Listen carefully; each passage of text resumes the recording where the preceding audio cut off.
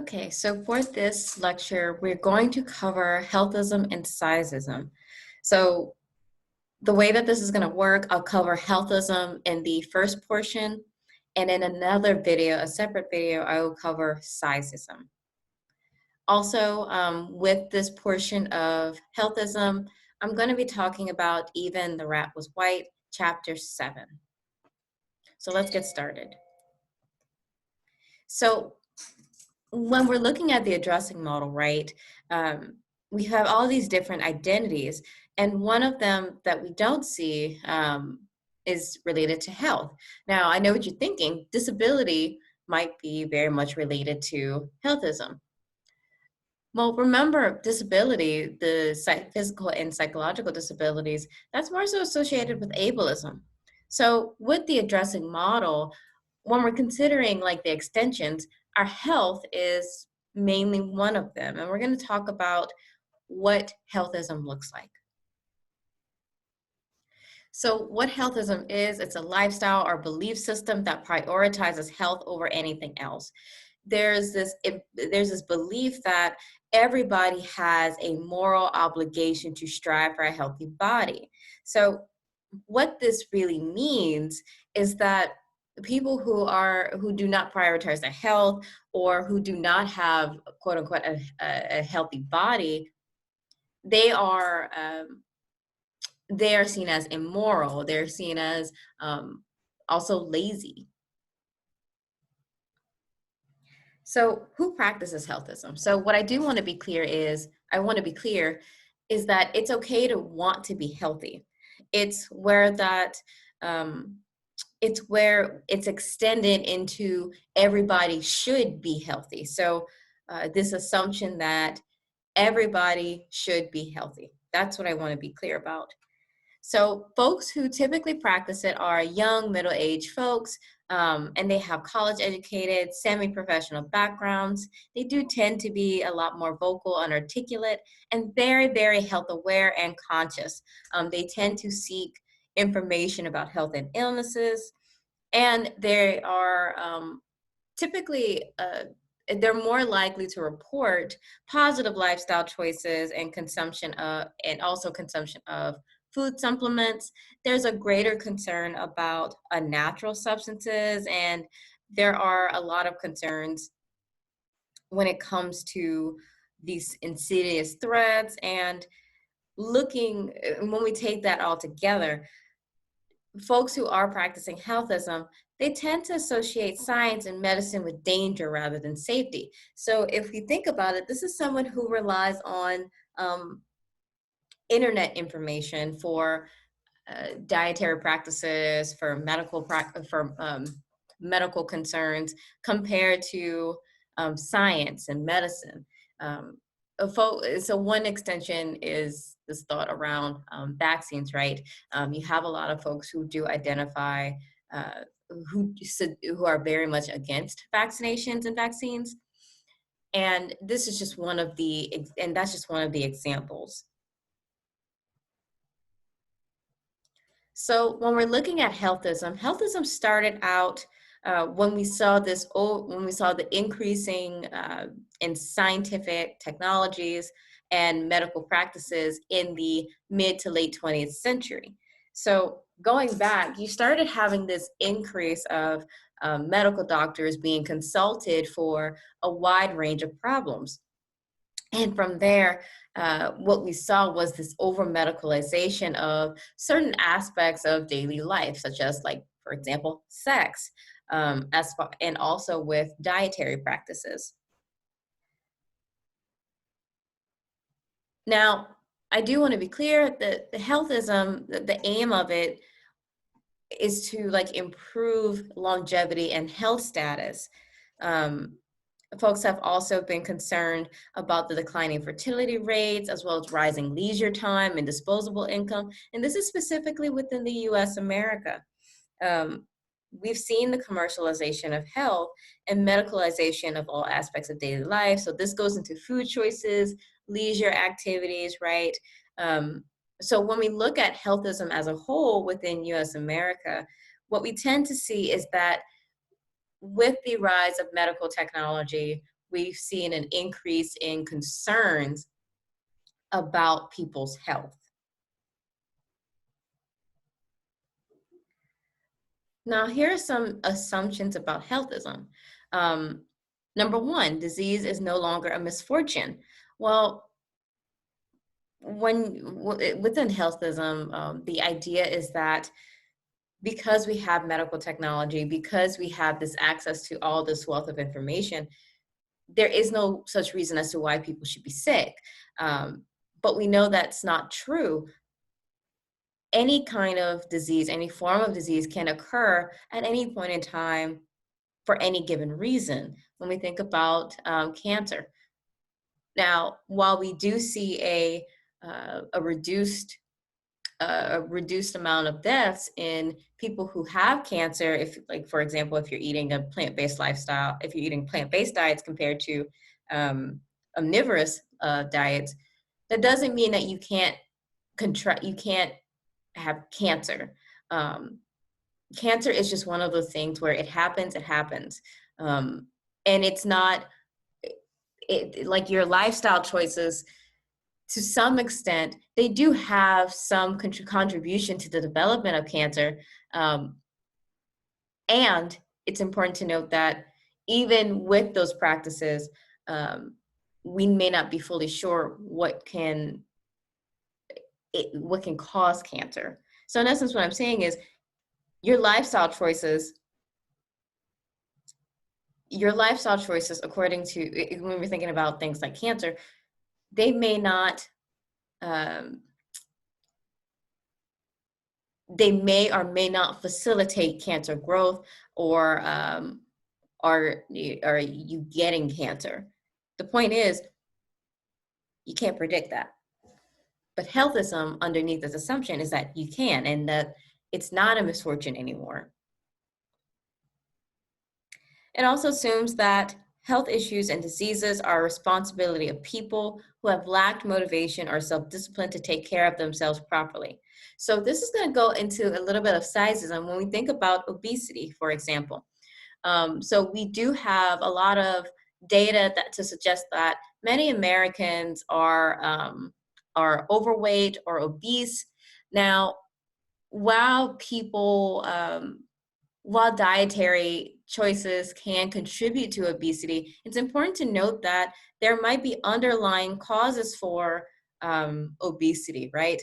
If we think about hypothyroidism is associated with changes in weight, depressed mood, and other depressive symptoms. So basically what this assumption is saying is that it's a person's personal responsibility to take care of themselves, and if they develop a disease, or they become obese, it's their fault. It's important to note that that's not always, to be quite honest, that's not always true. And with this assumption, it demonizes people who do have physical diseases, physical disorders, um, and psychological disorders as well.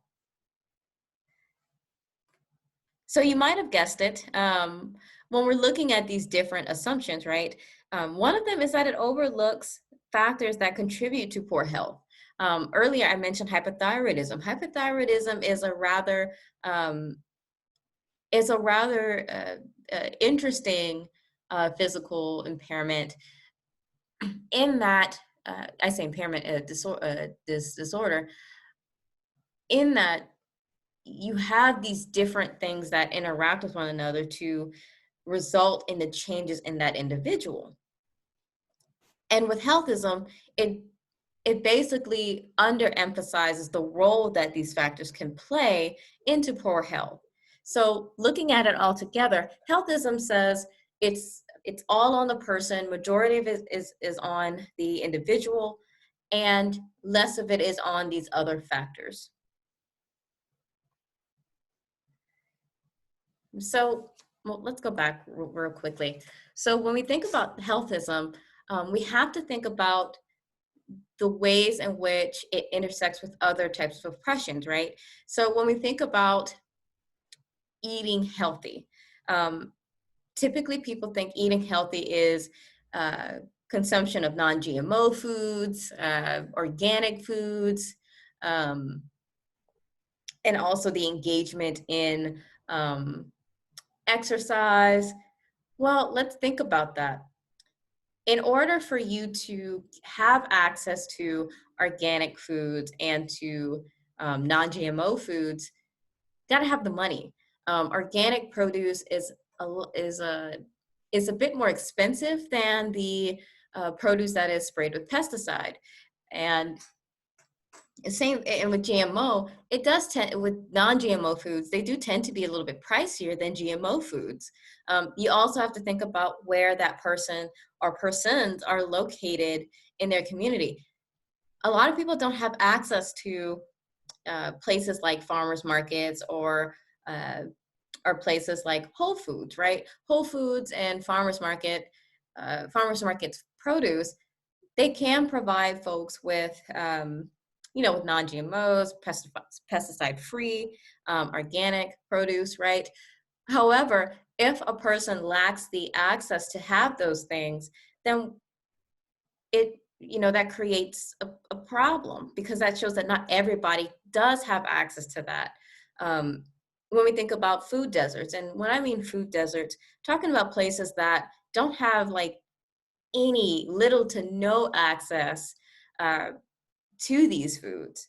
So that's something important to consider. And healthism, when it intersects with other areas, right, such as classism, it creates a unique oppression to where there are certain folks that can achieve, that can have access to these foods, to these, and to make these other lifestyle choices compared to other people.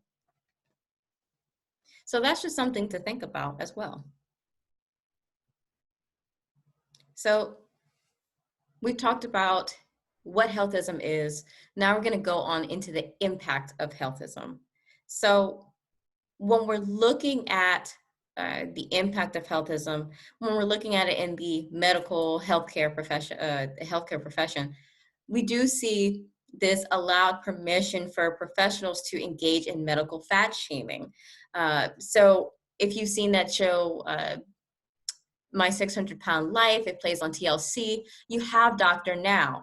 And you have these patients who are obese, and Dr. Now, if you catch it, he does fat shame that individual, right? And it's important to note that it's not all the contribution of a personal, excuse me, I'm having a brain fart.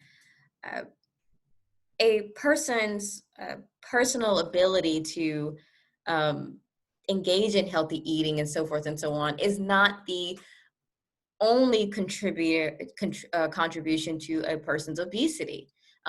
You have genetic factors, you have environmental factors. If a person is experiencing stress, if they are predisposed to a greater amount of stressors, that does impact the way that their body reacts, and it can facilitate other medical problems such as hypertension, uh, and also to some extent, uh, to some extent, lack of sleep, or sleep dysregulation. And because we know that sleep, weight, and appetite go hand in hand, altogether that can contribute to obesity, to a person's changes in their weight or increase in their weight specifically. So what we typically see is these professionals fat shaming folks who come to them for a wide variety of reasons. And we're going to talk a little bit more about that when we get to sizeism. We also see that it does provide support for medicalization of body size. Also, we're going to talk about that in sizeism, but taken together, we look at people who we conceptualize as too big or too thin, and we say that you have a medical problem, something is wrong with you. So it stigmatizes people based upon their size. When we think about medicalization and the duty to treat, we do see some interesting behaviors. So, in a couple studies, what I have here, there was a belief that obese people didn't know what was best for them, and they had to be protected from their unhealthy appetites and their behaviors by healthcare providers. Um, so, uh, well, let me move further. Um, Another survey revealed that about 90% of residents in internal medicine, they agreed that obesity is a chronic disease that must be addressed by physicians. So when we're looking at this all together, what we do see is this sense of paternalism, the sense that only doctors know best. The doctor knows what's best for you. So remember when we talked about ableism, that we saw the medicalization and paternalism for folks living with physical disabilities and psychological disorders, right? This extends into that. This is saying that only doctors knows what's best for you, and doctors have to protect the person from themselves. So it creates this sense that a person has this power over you, they control you, they control what you do, and that the individual is not the expert of their own treatment. Now, I do recognize folks' concerns with that, right? To the extent doctors do have specific expertise in their area. I will acknowledge that completely. It is where we see the doctors saying that they know everything about that person and that they can treat that person. They can be the only saviors for that person. That is where the problem lies, especially within healthism. So, taken together, healthism is like the overarching oppression for this lecture. And underneath healthism is sizeism. And we're going to talk about that in another separate video. In the upcoming video, I'm going to talk about chapter 7.